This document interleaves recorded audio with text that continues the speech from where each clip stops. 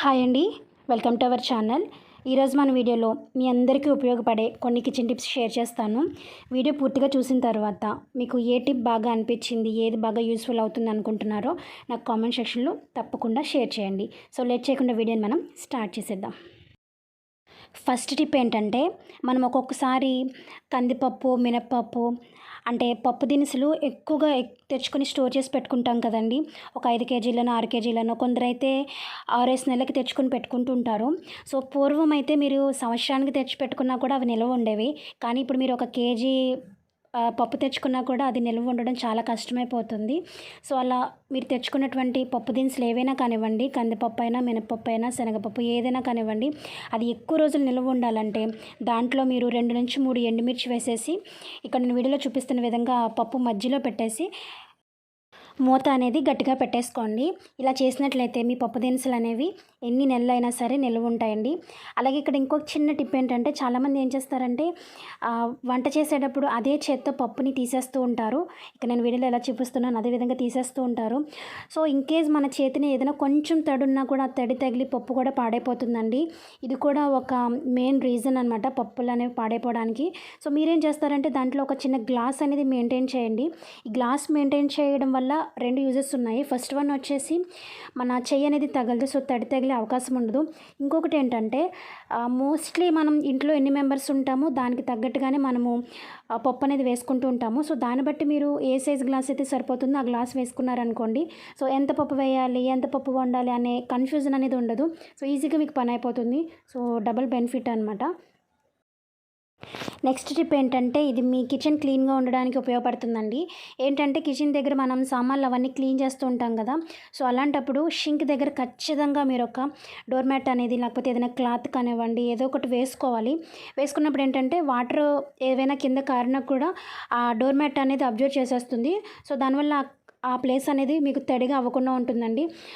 లేకపోతే మీరు వేసుకోలేదనుకోండి, ఆ వాటర్ అంతా కూడా మళ్ళీ మీరు కాలుతో తొక్కేస్తారు. సో ఆ కాలుతో మళ్ళీ మీరు వంటగదంతా తిరుగుతారు. సో వంటగదంతా కూడా తడి కింద అయిపోతుంది.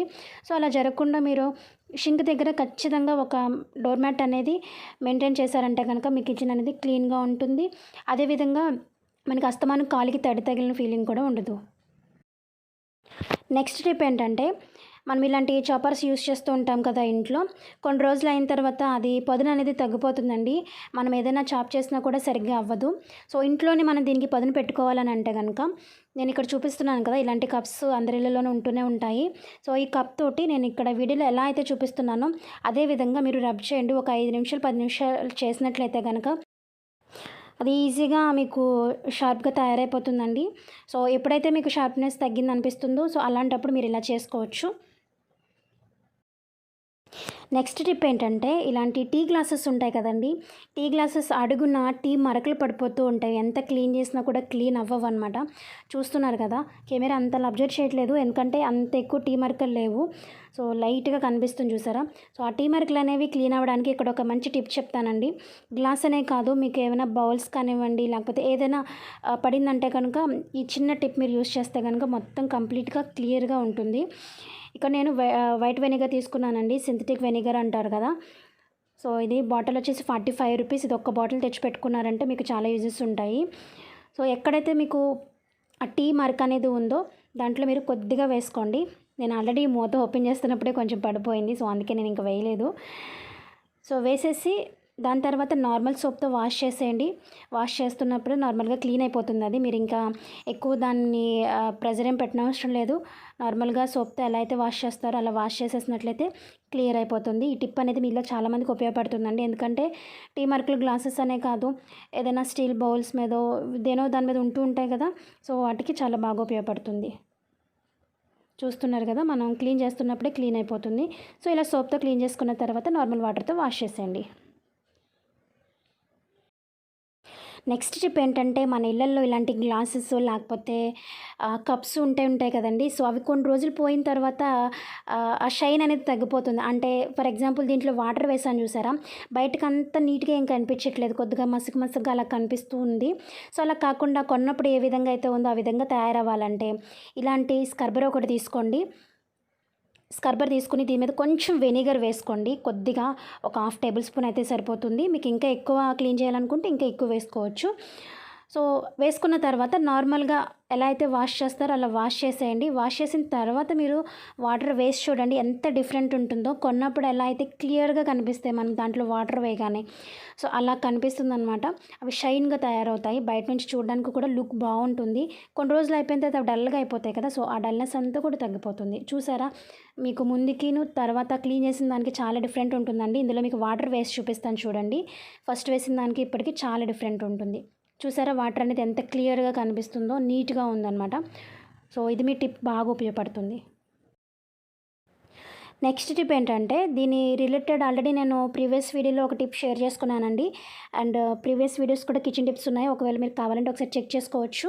సో ఇలాంటి ప్యాకెట్స్ తెచ్చుకుంటూ ఉంటాం కదా, డబ్బాలో వేసిన తర్వాత చూసారా ఇంకా మిగిలిపోయింది.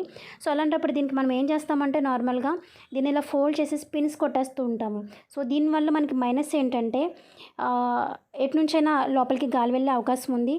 నెక్స్ట్ టిప్ ఏంటంటే, మనం ఎన్ని పిన్స్ కొట్టామో మర్చిపోతూ ఉంటాము. సో అలాంటప్పుడు ఇన్ కేస్ దాంట్లో పిన్ పడిపోతే ప్రాబ్లం అయ్యే అవకాశం ఉంది. సో అలా కాకుండా ఇంకొక చిన్న టిప్ మీతో షేర్ చేసుకుంటానండి.